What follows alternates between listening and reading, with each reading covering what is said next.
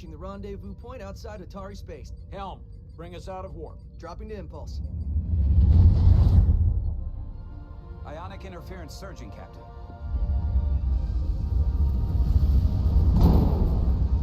Shield integrity holding. We can take it. We are at the correct coordinates to meet the shuttle. Commander Rydek, find us our diplomat, if you will. Aye, Captain. Let's reduce the noise.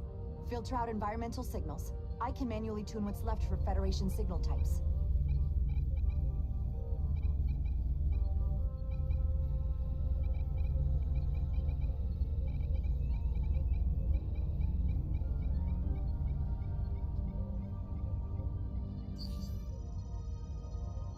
I've located the shuttle. Opening comms.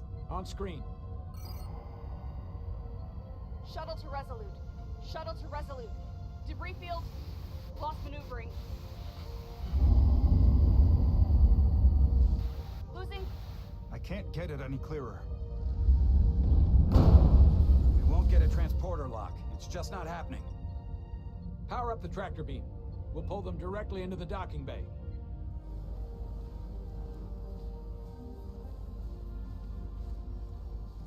Diaz, you good to run the tractor emitter? Yes, sir. Come on, Diaz. First thing, lock onto the shuttle and stabilize the rotation.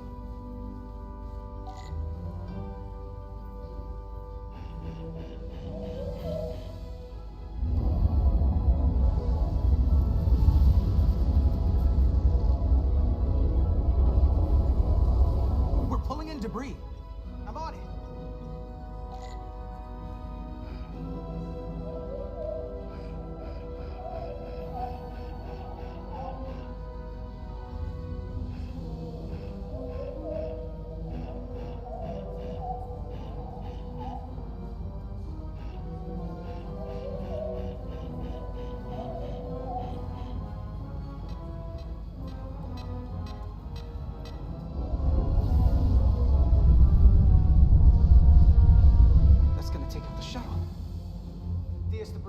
There's a large piece of debris headed for the shuttle. The tractor beam can't handle it. Can our shields take it? I believe so. Commander Rydek, plot an intercept course. On it.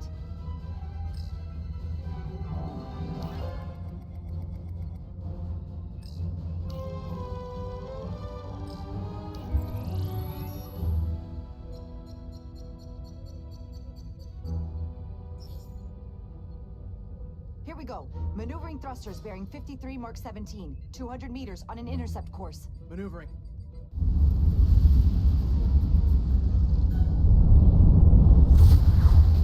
Got it. Whoa! Someone's working hard on the bridge.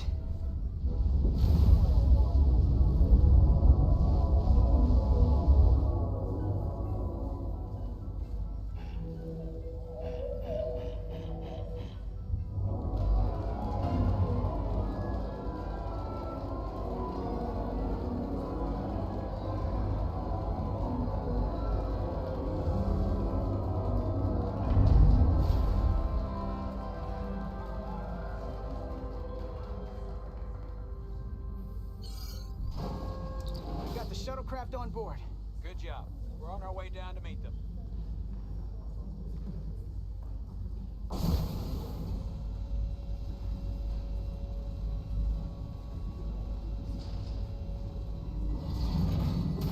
Terra firma, so to speak. Ambassador Spock.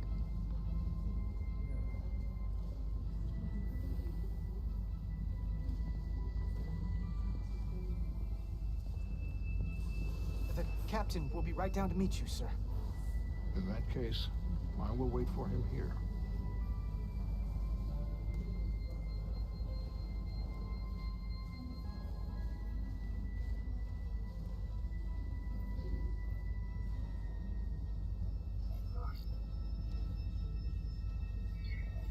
Apologies for the landing, Ambassador.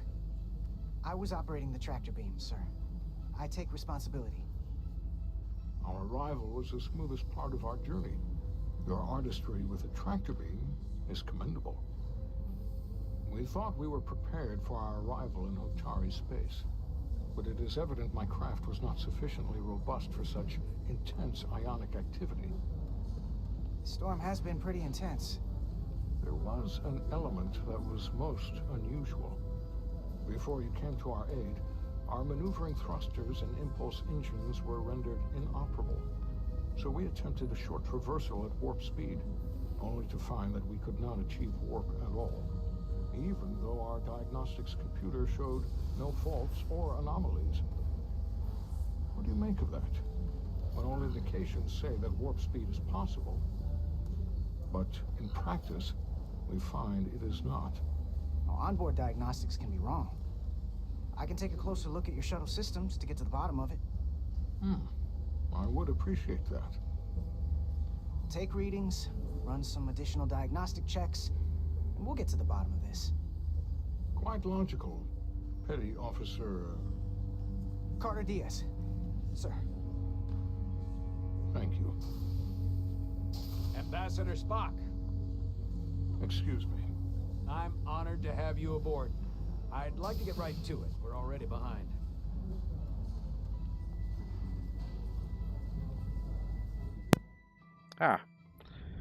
Well,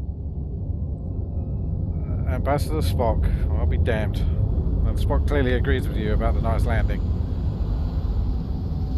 Welcome back, everybody. Thank you very much for watching the video. Please don't forget to hit that like button.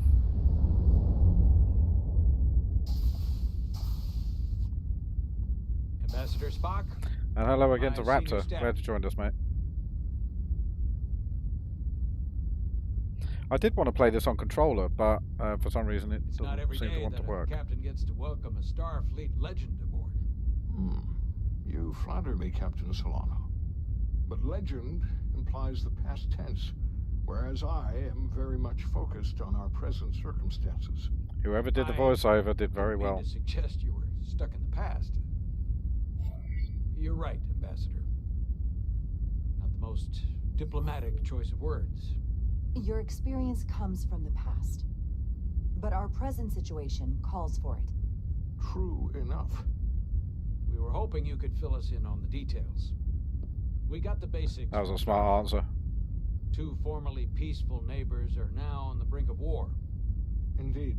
And the tension between them grows fiercer by the hour. All fingers on buzzers. Lydia and Hotari. The Lydians are the more advanced species.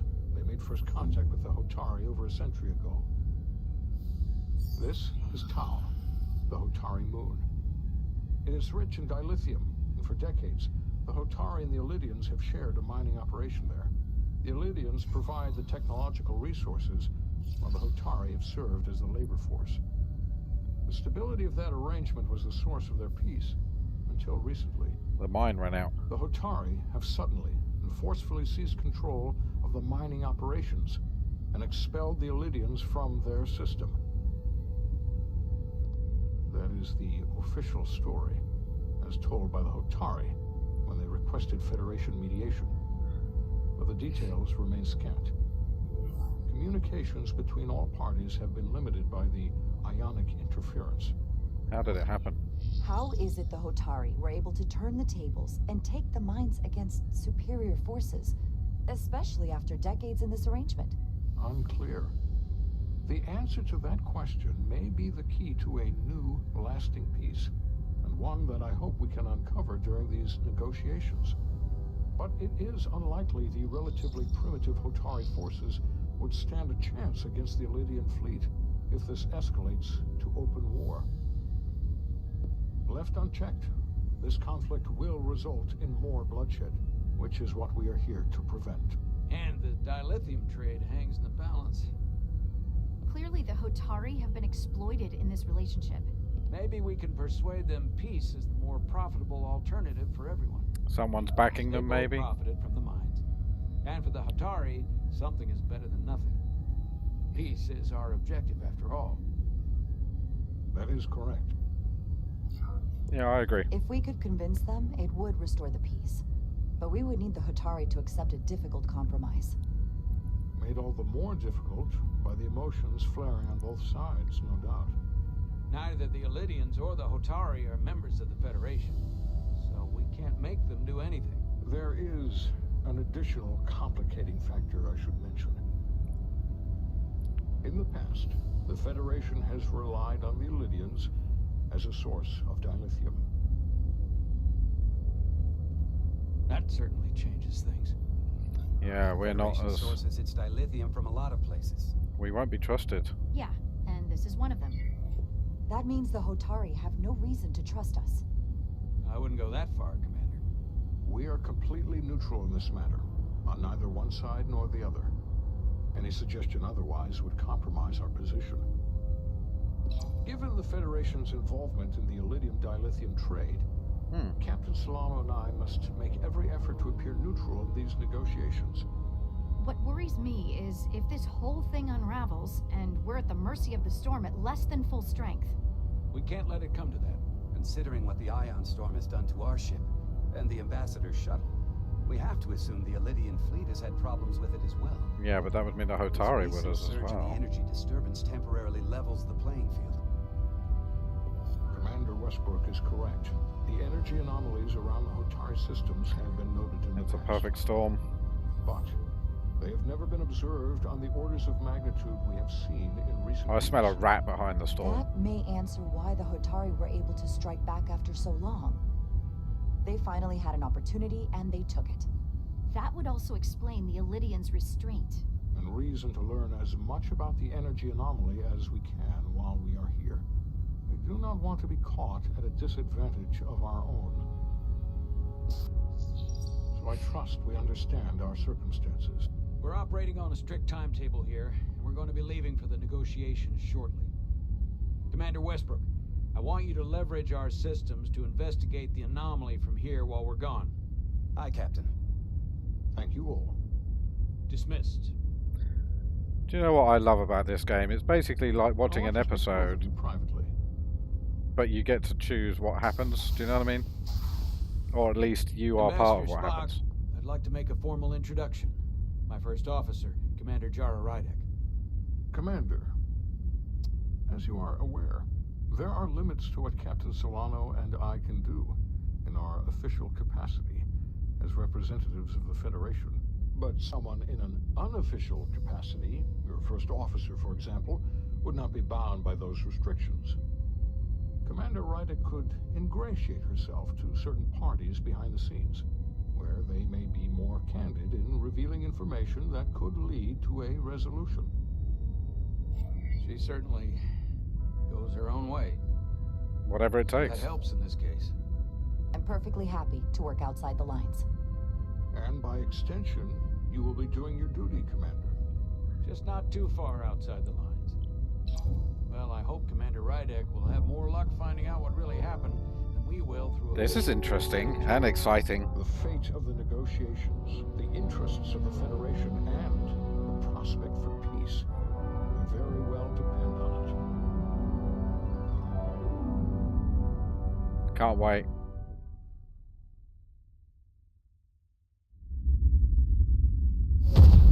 If you are lurking, by the way, don't forget to say hi.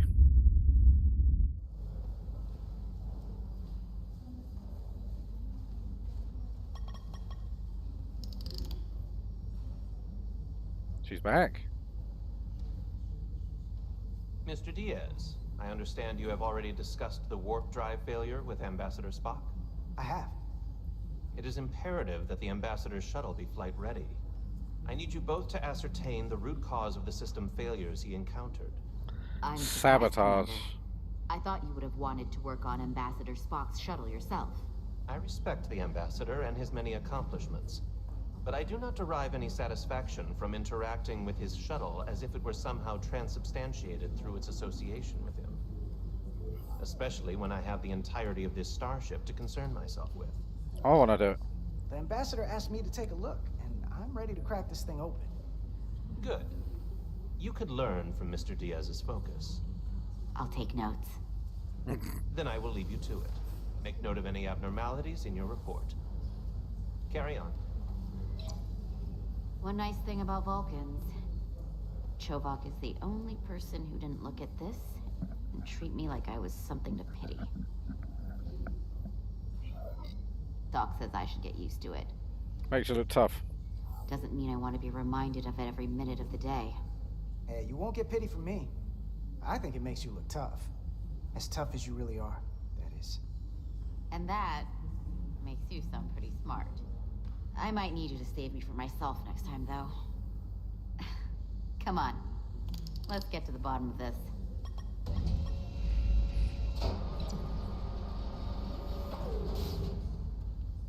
I like the scar on her face. I think it looks All wicked. set. Let's run the diagnostic. Must have hurt like a bitch though. Jesus. Diagnostics. Begin diagnostic. So... I know about your talk with Miranda. You do? She sent me a Priority 1 dispatch right after your conversation. I'm happy for you. Both of you. Thanks, love.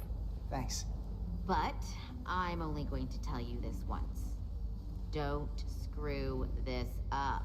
Because I would be very unhappy if you tried this out and then, I don't know, 6 weeks or 6 days later, I have to start splitting holidays between the two of you. All because things went south and you're not on speaking terms. Have some faith. That just isn't gonna work for me. You really don't believe in me, huh? It's not you. Or her. Just running the numbers, and things don't work out more often than they do. Doesn't mean you don't I try. like my friends, and I like our group. I don't want to lose that. Is that thing done? Yeah, it's wrapping up. Let's see. The relays along the primary EPS are blown. The backup relays are all intact. An EPS overload from the warp drive could cause that. But how did the shuttle end up dead in the water? Huh. Well, maybe the ship's data recorder can tell us something.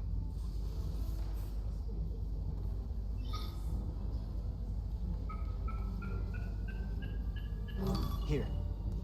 They were only about 8 minutes from their plotted warp point. No faults, just those warnings. What are they?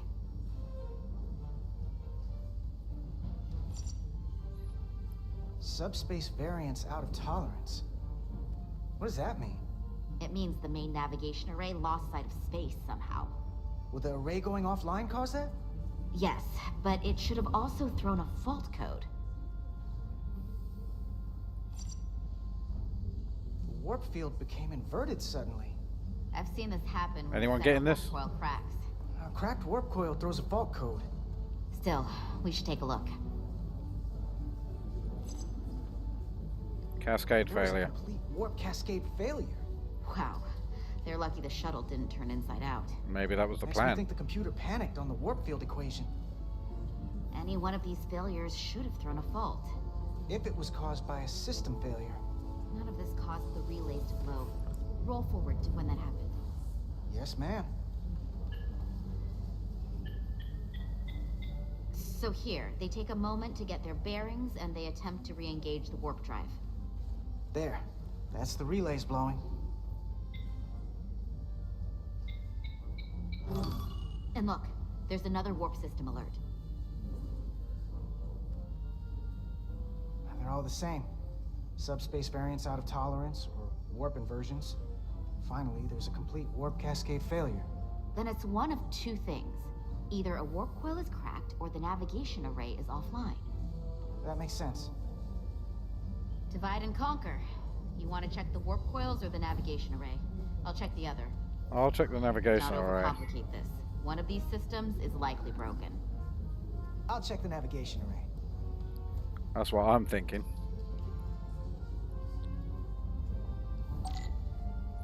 Two. Okay.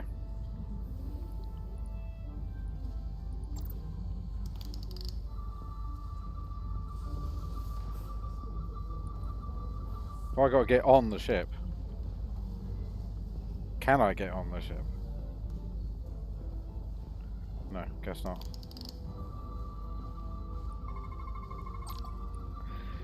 Some objects you can scan with a deep scan, Q or E. Okay.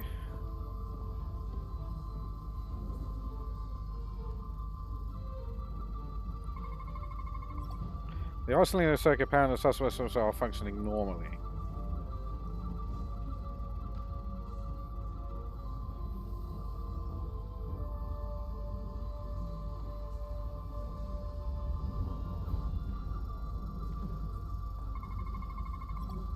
The shuttle subspace sensors are vulnerable to backscatter interference from other internal systems. Filters can attenuate such radiation to keep the sensor data clean. The subspace sensor array monitors the gradient transition between normal space and subspace while the vessel is traveling at warp. No physical damage detected.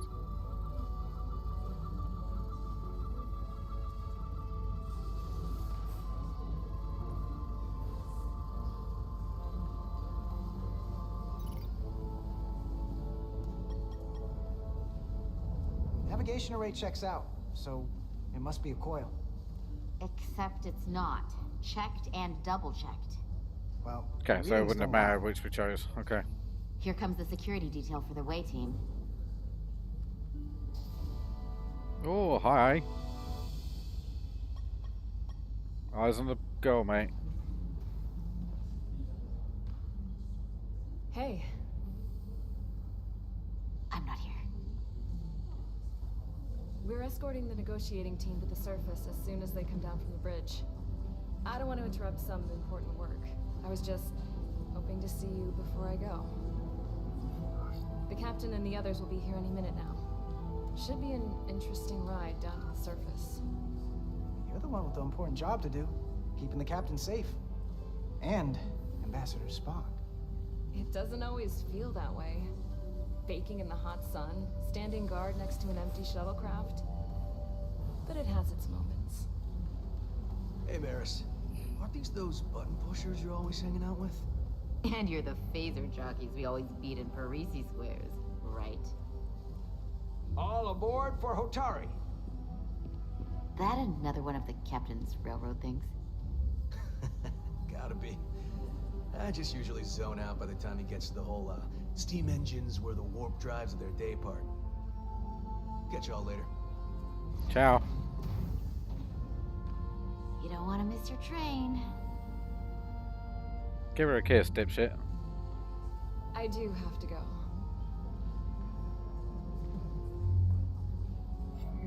Not gonna lie, I'd rather not leave right now. Good boy.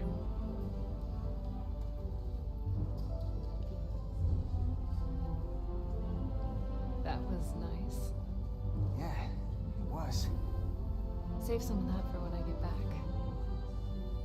You've got a deal. Oh, lady, I've got bags of this shit. Bags. Be seeing you.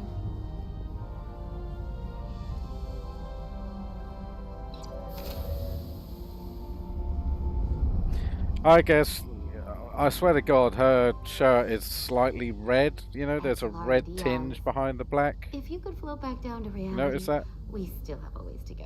Same for this one. Although her All right, readiness where has were kind we? of died down a bit. You know? So the warp coils in the navigation array are fine, but the nav computer doesn't seem to think so. I'm out of ideas short of field stripping the shuttle from bow to stern. You want to take this out of the shuttle and throw it on the bench? Oh, real hands-on maintenance. I like it. Okay, the nav computer is patched into the ship. The ship's computer can double-check our work. If the shuttle's nav computer is putting out false data, we'll know it. Let's run through the shuttle's logs again. Running now.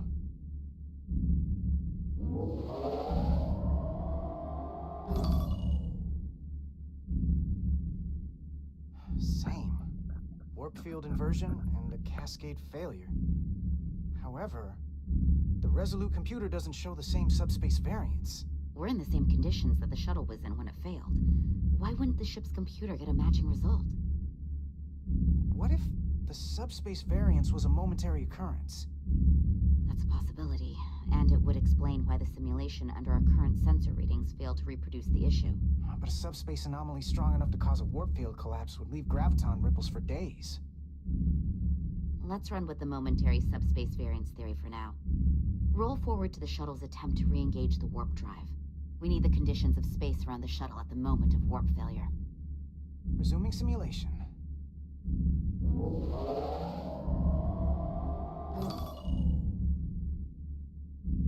Error in warp field calculation. Cochrane formula variables are out of range. That right there. Take the shuttle sensor data from that moment. Computer, why did the warp field calculation fail? Warp field pressure returned non-orthogonal. Results are undefined. That doesn't help. Wait, what if we use a different ship? Put the Resolute into the simulation instead of the shuttle. Yeah, it should warp just fine. Unless... Computer, run the simulation with the Resolute. Resolute simulated. Computer, give me manual control on the warp power. Static field intensity, warp 1.1, 1.2, 1.3. Warp pressure is destabilizing. Error in warp field calculation. The warp drive has experienced a system-wide cascade failure. Warp field collapsed. Subspace variance is out of tolerance. Cochrane formula results are undefined. Bingo. What-o? The same moment when the shuttle failed to warp, so did the ship. Whatever happened to the shuttle just happened to us. The Resolute will not sustain warp. We can't leave Hotari space. We're in trouble. Someone's trapped us here.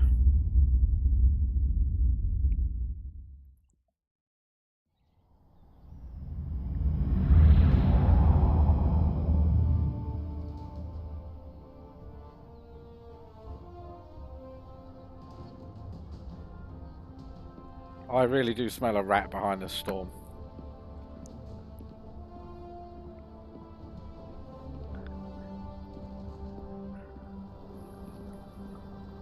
Ambassador Spock, Captain Solano, welcome to Hotari. I know that voice. You've come. My name is Tylos Altaris, Minister of Diplomatic Affairs. The honor is ours, and this is Commander Jara Rydick, first officer aboard the USS Resolute. You'll find she has a keen mind, and unique insight into the dynamics between the Hotari and the Illydians. Nice to meet you. It's very nice to meet you.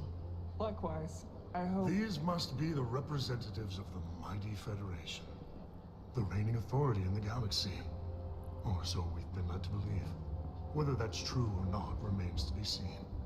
But, either way, we're grateful you've made the time to come to our little corner of the universe. And you are? This is Galvin, and this is Citron, the heroes of the revolt in the mines. So they know what happened.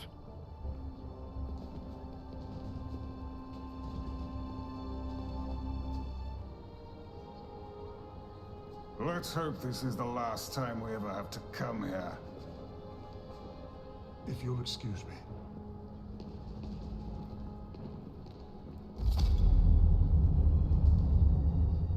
So they're looked down upon. Remember, we're good Starfleet officers. We do not interfere. We are here to mediate. That guy was something. Let's keep an open mind. That may be true. But let's keep an open mind going into the negotiations. Hopefully he's just one voice amongst many. Then let's hope he's the outlier. The Hotari have invited us as their guests, so we must show them the proper respect.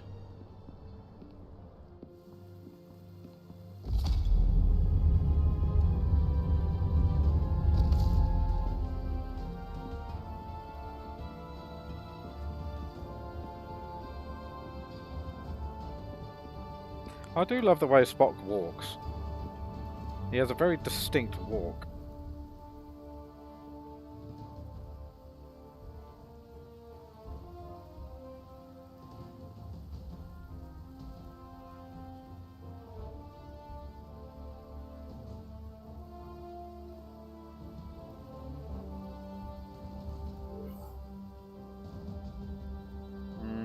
It's 2.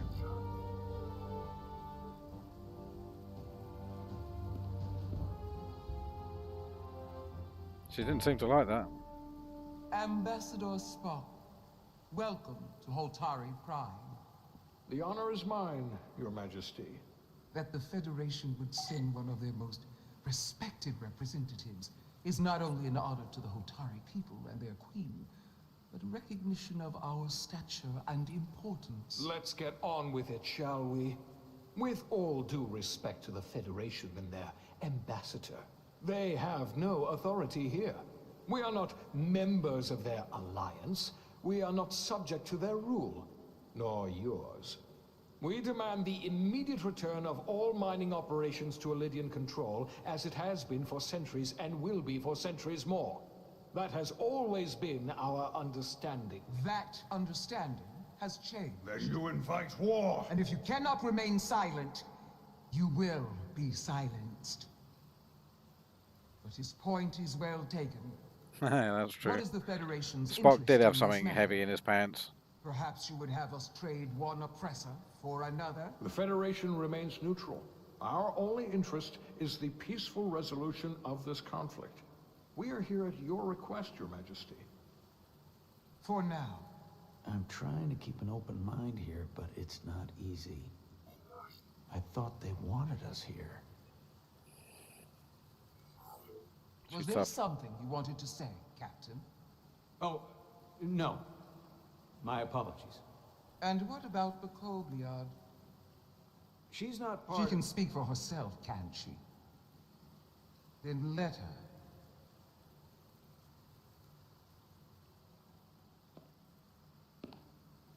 We're members of the Federation. We're here to do a job, nothing more.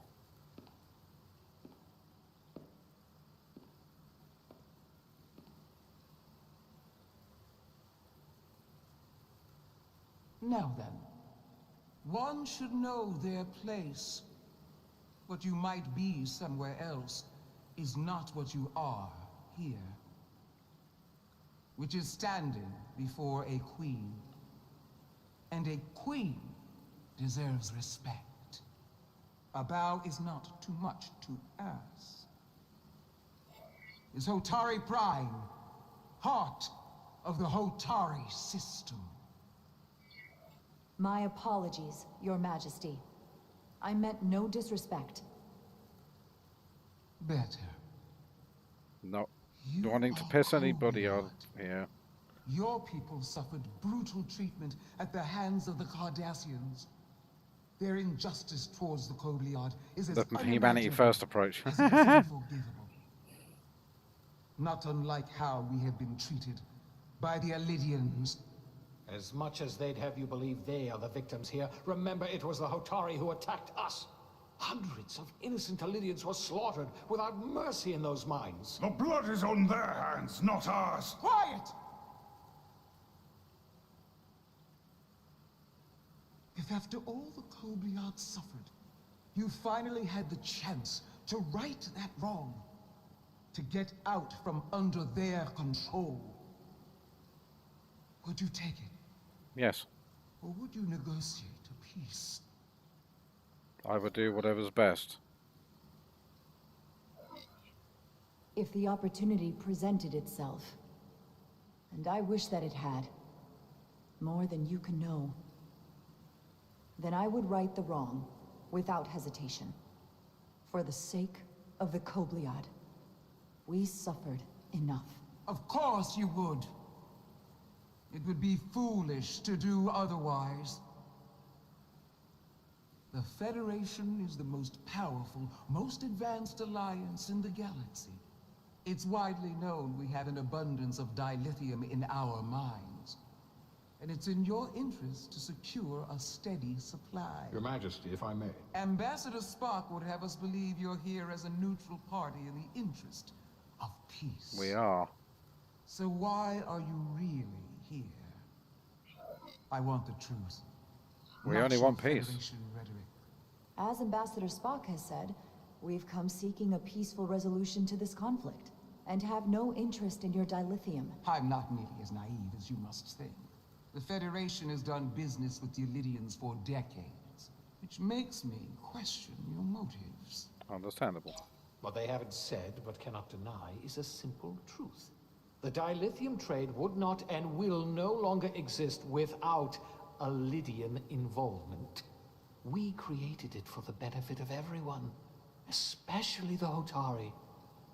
We've given them warp technology. We've let them share in the profits. We've made their lives infinitely better than before dilithium was discovered. All of that goes away if the Federation turns a blind eye to their treachery. That is enough of your lies! The Hotari are quite capable of running the mines. We've done so for centuries. So tell me, who deserves control of the dilithium trade and the mines on Tau? Who should the Federation recognize? The Hotari or the Elidians? Can only be one or the other, not both. I honestly don't know what to choose. It is the Otari's planet. If I have to choose only one, then it would have to be the Hotari. Well said. How could the just and wise Federation make any other choice? This is an outrage. The Federation has lost all credibility. The mines are ours. Lydia will not be deterred. We will take back our mines by any means necessary. And you will see more blood spilled. I am more than willing to address your concerns, Your Majesty. Yours as well, Representative. But I suggest we could have a more productive conversation with a smaller group. Perhaps only the most essential representatives.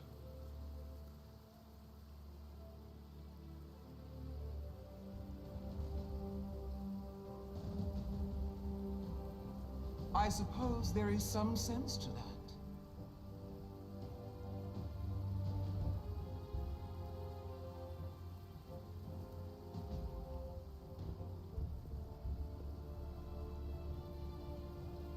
The slavers are complaining about the revolt. The slaves are Commander going to fight. Yeah, Jara true. Your Majesty. It's been a pleasure, Commander Raiden. I told the truth, nothing more.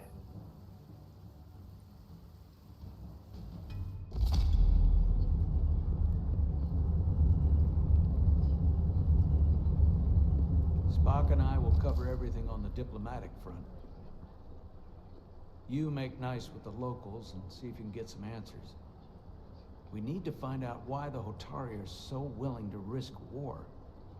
What happened in those mines?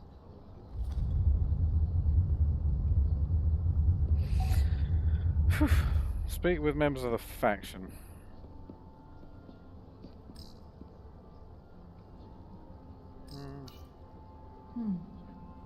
Soothing. Okay, just in case someone came up and spoke to me, you know. Commander, I'm glad you've chosen to side with the Hotari. I knew the Federation would see through the Elidians' baseless claims and protect the interests of my people. I'm not on either side. To be clear, I'm not on either side of this conflict. Our only interest is peace. I will keep that in mind. I assume you were there the day the mines were seized from the Elidians. Not seized. Reclaimed. And restored to their rightful owners. Yes, I was there. We had to be decisive. Before the Elidians could even realize their worst nightmares upon them. You were armed. Were the Hotari miners armed during the revolt? I'm just trying to understand how it happened. If by that you mean armed with centuries of abuse and exploitation at the hands of the Elidians, then yes. Which doesn't really answer my question. We had them vastly overwhelmed from the start. They respect one thing above all else, and that is force. The greater the force, the more certain the outcome. Any talk of making peace is just that, and worth little without the strength to secure it. Which makes me wonder about your ship, the Resolute. Undoubtedly the Federation's finest warship. Actually, it's a science ship. Ready to contend with anything the Elidians might have in store. Or is that not true? Maybe I've misjudged it. It wasn't designed as a warship. More for scientific research and exploration. But the Federation must have ships designed for war. Technically, they're Starfleet ships representing the Federation. But yes. I see. Sidron. A pleasure meeting you, Commander. I'm sure we'll cross paths again. Yeah, I'm smelling something fishy with these guys too, man. I've just told him what ship we're in, and its basic defensive capabilities. I'm not sure I should have. I'm probably not telling you anything you don't already know, but these negotiations rely on the Federation's neutrality, as does any hope you might have for a supply of dilithium in the future. So, why you would choose to side with the Hotari escapes me. Without Elydian involvement, there is no dilithium trade. But clearly, you weren't aware. We are and will remain completely neutral. Our only interest is the peaceful resolution to this conflict. As is ours. Of course, the question is, at what price? Toe the company line.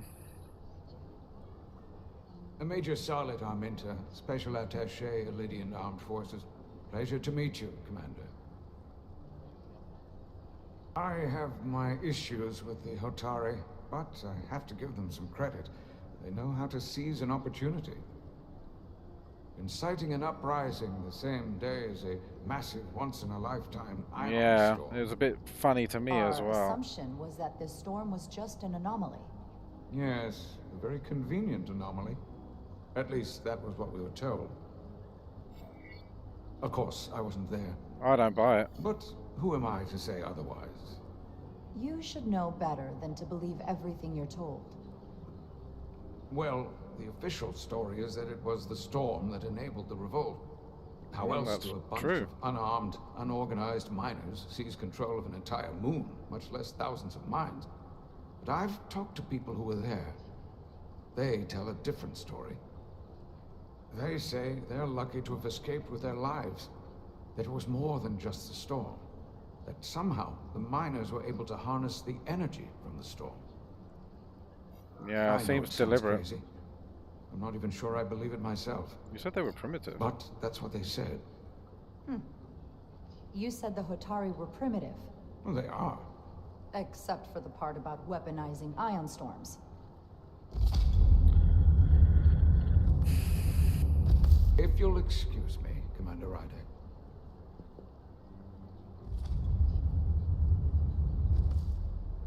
Commander, if I could have a quick word with you. Of course. I'm encouraged to see the Federation supporting my people. I'm afraid of what might happen without your help. Thank Ambassador If Spock. anyone deserves thanks, it's Ambassador Spock. No one is more invested in negotiating a peaceful settlement to this conflict than he is. I'm so glad. We need his help before the situation escalates further than it already has. I really know that voice. Very trying. I saw you speaking with the Elydian. I'm sure they're painting themselves as the victims. No. The Elydians are under the impression the Hotari are somehow the cause of the ion storm. That's not what he said at all. Which I'm sure they attribute to our lack of experience or sheer inferiority. But we are as much the victims of this horrific storm as they are. For the first time in our history, the Hotari have the upper hand. We see ourselves as strong instead of downtrodden. New voices have risen up. Old voices shouted down. Galvin and Sidron have become national heroes. Now they have the Queen's ear. Better or worse, depending on your perspective. Are they against the peace? I take it they're against a negotiated peace with the Elydians. Heroes tend to want more of what made them heroic. If it were up to them, they'd wage all-out war and bring ruin upon us all. My fear has been that the Elydians will launch an attack and crush us. You've seen their starship, no doubt. They could have retaken the mines whenever they wanted to, but it never happened. Because they're crippled by the storm too. And as strange as this may sound, I'd almost say they're afraid. I just don't know what they're afraid of. It's still the same bluster and bravado you would expect from them. But it has no teeth. Like they're afraid of what might happen. Do you think it has something to do with the ion storm? Yes, I do. Right now it's stronger than ever, isn't it? It's entirely possible. I'm not a scientist, but I do know the storm has knocked out all kinds of systems. So maybe the Illydians weren't willing to risk their ships, given all the interference. Everyone's trapped in this system. Since the day of the revolt, Galvin has seized control of the mines and restricted all access. No one's allowed without his personal authorization.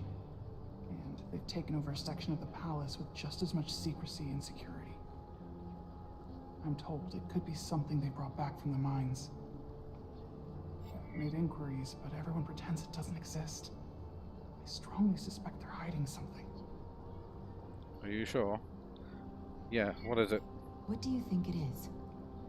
I've heard rumors it's some sort of ancient artifact, but I haven't seen it myself. How can we know?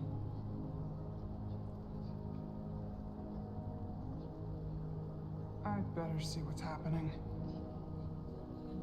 Do you think you can find out what they're hiding? I need to see proof of something before I can make my case to the Federation. I can try, but even if I found it, I might not know what to make of it. Take this. You can use it to capture whatever you find, and then send it to me.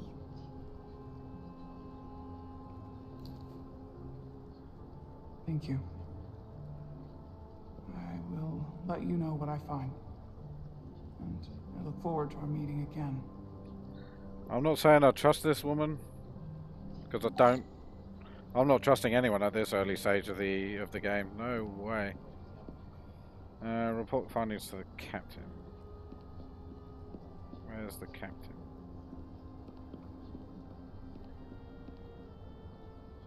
We don't have a map or anything to guide us, so we're just walking around. And it's clearly not that way. Get out of my way.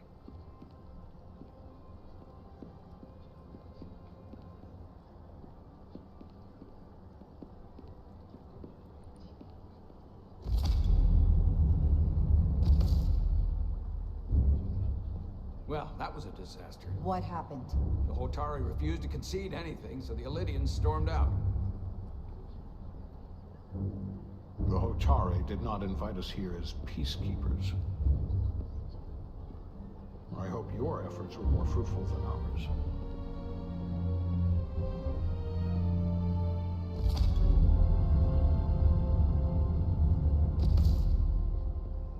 Yeah, maybe.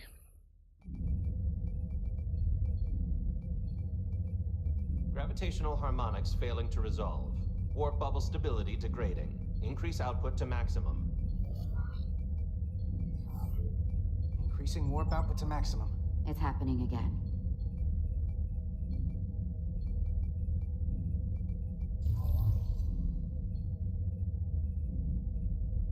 It is evident that presently, the Resolute cannot achieve warp propulsion. Since our diagnostics rule out any problems with our warp systems or anything about the ship, the problem appears to be the fabric of space itself. Space itself? You're Yeah, saying something's about wrong this with- region of space prevents warp travel? Something's wrong with space. Prevents it, or can't sustain it. However improbable, that appears to be the case. It's the storm. The storm didn't stop us from leaving space dock and traveling here. But could it still be causing this interference with warp travel? We must follow sound investigatory principles. Do not let an assumed conclusion drive your analysis. Sometimes we need a little inspired thinking, Mr. Chovak. Captain Solano is on his way back from the negotiations, and I want to have some answers for him when he gets here. Indeed. Given the facts at hand, we may be able to deploy subspace probes around the ship to construct a clear picture of the phenomenon. Around the ship. I'll prep a shuttle.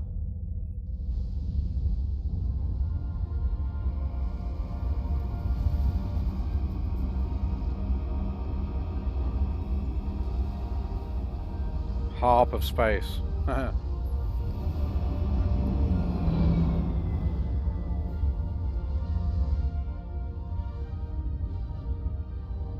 setting up a waypoint at a distance roughly corresponding to the edge of our warp field. When we get there, I'll deploy the first probe. Fly forward, fly backwards, turn, ascend, descend. Got it.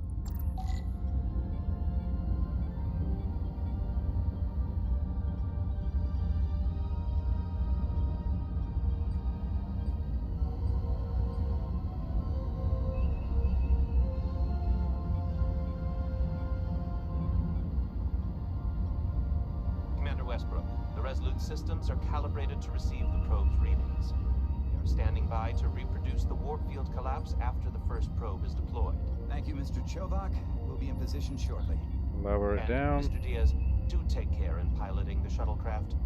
Now is No not worries, the time mate. to indulge in the human penchant for joyriding. Chovak probably isn't such a fun guy to work for, huh? He has his moments. Nah, Lieutenant Commander Chovak's not so bad. You know, once you get used to him. And, I've learned a lot working under him. No point slagging the man off. Have to work harder. Be a political animal like you. This new first officer coming aboard.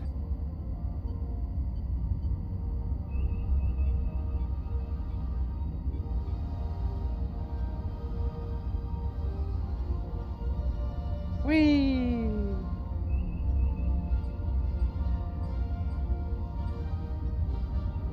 $400 meters, 3, 2, 1.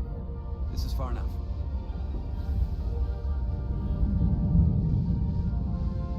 Transporting the first probe into position.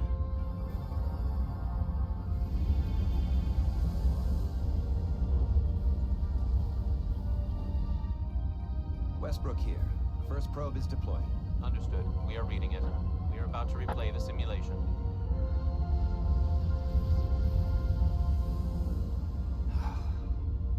Problem?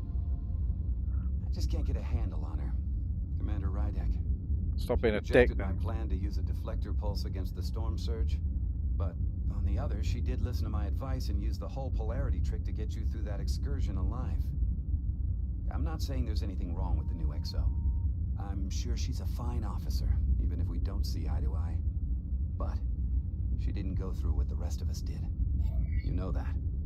And it's hard to figure out why she'd be the one Solano chose instead of, well, one of us. I've heard some good things. You should at least give her a chance. I'll take that under advisement. Test is running. Warp field collapse in 3, 2, 1, mark.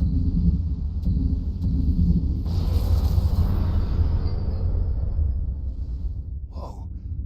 All right, that is definitely a problem with the fabric of space. We need to get another probe out there. Okay, that was cool. With 2 points of data, the Resolute and the probe, we've managed to get an interference pattern. I'm setting a waypoint to a particularly strong area of interference. We'll deploy the second probe there.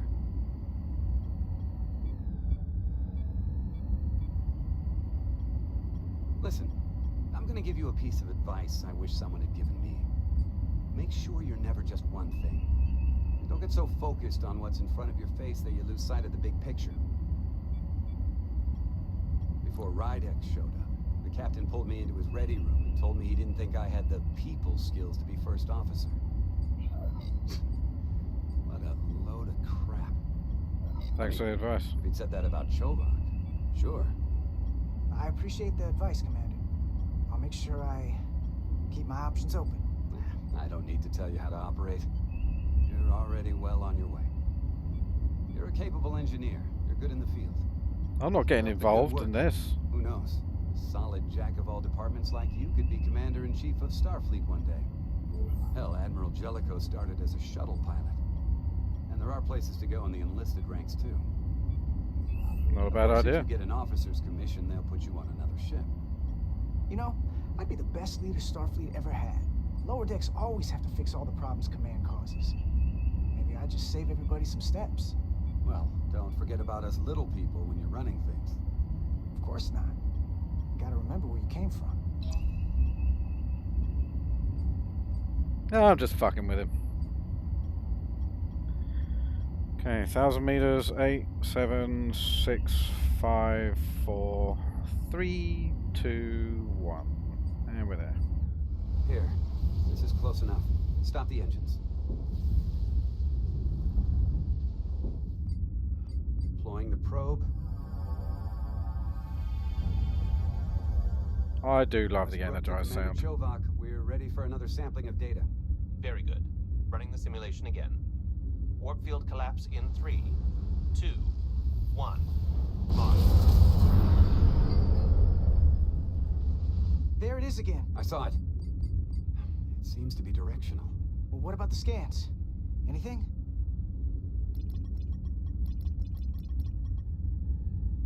Here's the readings in relation to our local space. We've got the Resolute, Otari Prime, and the probes. All this interference is overloading the sensor buffers. We're gonna have to triangulate the sensors manually.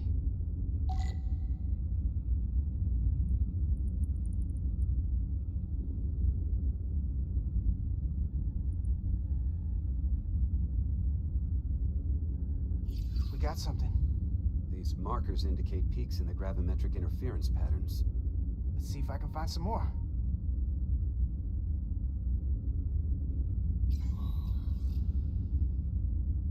Hold up. This is coming from the moon. A beam that blocks warp travel. Aimed right at us. Someone is doing this intentionally. Called it. I don't know how they're doing it. This is like nothing I've ever seen. Why would they be doing this? I don't want to... We came here to help these people. And now we're getting hit by some warp-killing weapon? Now, look here. These are current readings of the ion storm. These concentrations... they line up with the interference pattern. The storm and this beam, they're coming from the same place. Carter, whatever petty local Called it. conflict brought us here, it's just a small part of something much bigger. Well, there wouldn't be much of a plot if it wasn't, would it? Okay, folks. Presently, we don't have an... I think I'm going to leave it there now, folks. This is where we'll come into it on the next episode. Yeah, I think an hour's worth of episodes is good. It seems like a nice stopping point. It's like ding, ding, ding. Yeah, and we'll carry on next time. Tomorrow I might be streaming Miasma Chronicles. Join me for that because that's going to be a wicked game. Can't wait. Made by the same guys that did Future 2066 or something. Anyway. Yeah, I appreciate watching the video. Please don't forget to hit the like button on your way out.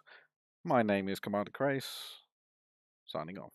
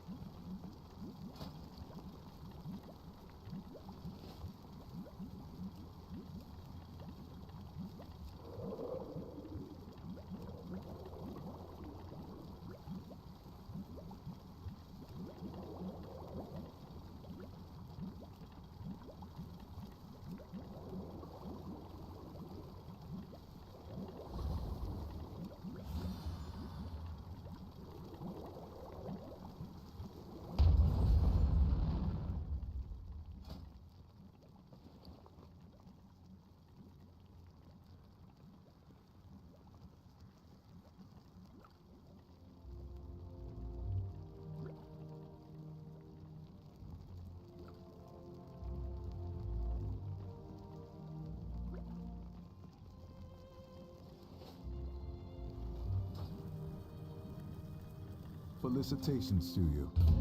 Seek knowledge. Best goods in the Isles.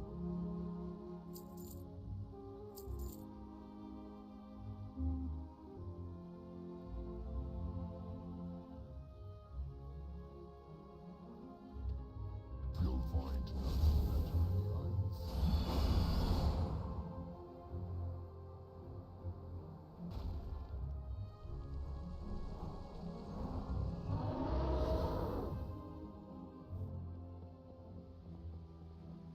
This is your time.